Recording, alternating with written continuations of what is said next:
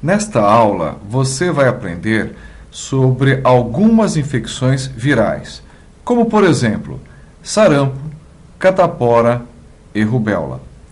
Essas três doenças, elas são prevenidas com a utilização de vacinas. Vale um destaque para a rubéola.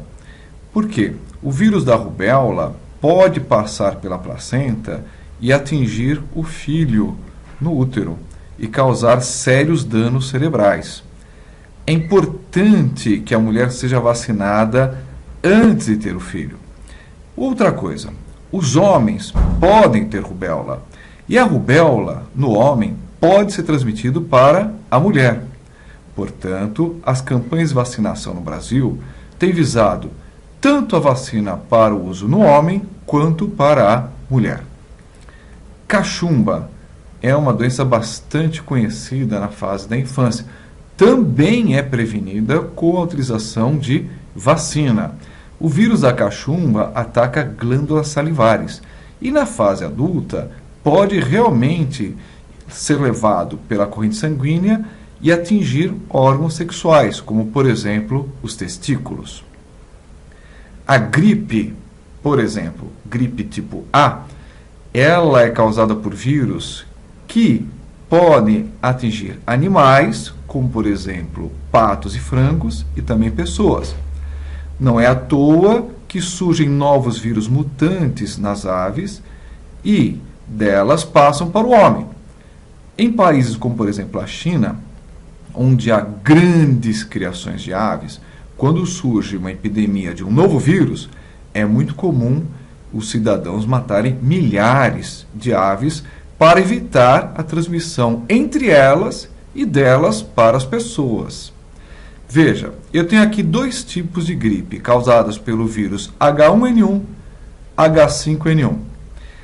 Aqui eu percebo que esse vírus H1N1, ele atinge as vias respiratórias superiores, enquanto que o H5N1, ele causa uma gripe muito mais grave, atingindo as vias respiratórias inferiores. E, por isso mesmo, ela pode levar as pessoas à morte. Mas não se iluda, qualquer gripe pode ser perigosa.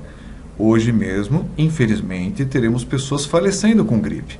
Portanto, é muito importante que se tome muito cuidado e, quando houver vacinação, que você tome a vacina adequada. Dengue e febre amarela são doenças causadas por vírus. Tanto a dengue quanto a febre amarela são transmitidas por mosquito, o mosquito Aedes aegypti. Portanto, é muito importante o controle das populações de mosquitos nas cidades. Tá? Veja, o Aedes, ele pica uma pessoa infectada. Ele nasce puro, sem vírus, mas ele vai incorporar o vírus. E depois de alguns dias, ele vai picar outra pessoa e vai transmitir o vírus para essa pessoa. Febre amarela pode também existir entre macacos. E assim, nas florestas, nós teremos vírus de macacos para mosquitos, de mosquitos para macacos, de macacos para mosquitos, de mosquitos para pessoas. Nas cidades, o que eu vou ter? Dengue, de pessoa para mosquito, de mosquito para pessoa. Então é importante que se evite o quê? Os locais de reprodução do mosquito, que são exatamente os locais de água parada onde ele coloca os ovos e onde vão nascer as larvas. O uso de inseticida nas casas, o uso de repelente nas pessoas, a utilização de telas em portas e janelas, tudo isso faz parte da prevenção contra essas doenças. A raiva, tá, que na verdade é chamada hoje de hidrofobia, é uma doença terrível que é transmitida pelo contato da saliva para outros animais e também para pessoas. De cães para cães, de gatos para gatos, de morcegos para morcegos e desses animais para as pessoas. O que é que nós devemos fazer? Vacinar os animais, por exemplo, cães e gatos. E não devemos tocar em morcegos. Não faça isso, porque uma vez que a saliva esteja presente nas suas mãos, e caso você coloque as mãos na boca ou nos olhos, pode ser que o vírus passe para você. Tá? Caso isso aconteça, a utilização de vacina é adequada. Poxa, professor, mas vacina não é uma coisa para a prevenção, porque ela tem antígeno? Sim, mas no caso, como o vírus da raiva, o vírus da hidrofobia, ele é muito lento, dá tempo da pessoa tomar as vacinas e, assim, produzir anticorpos e atacar o vírus que esteja presente em seu corpo. Hepatites. Então, vamos falar aqui de algumas hepatites. Hepatite do tipo A, hepatite do tipo C. A do tipo B, eu vou falar depois com as doenças sexualmente transmissíveis. A hepatite A e a hepatite C vão atacar aqui o quê? O fígado. No caso do vírus da hepatite A, o que acontece? Os vírus podem sair com a bilis, vão para o intestino, e saem com as fezes. Por isso acabam o quê? Contaminando a água. Tá?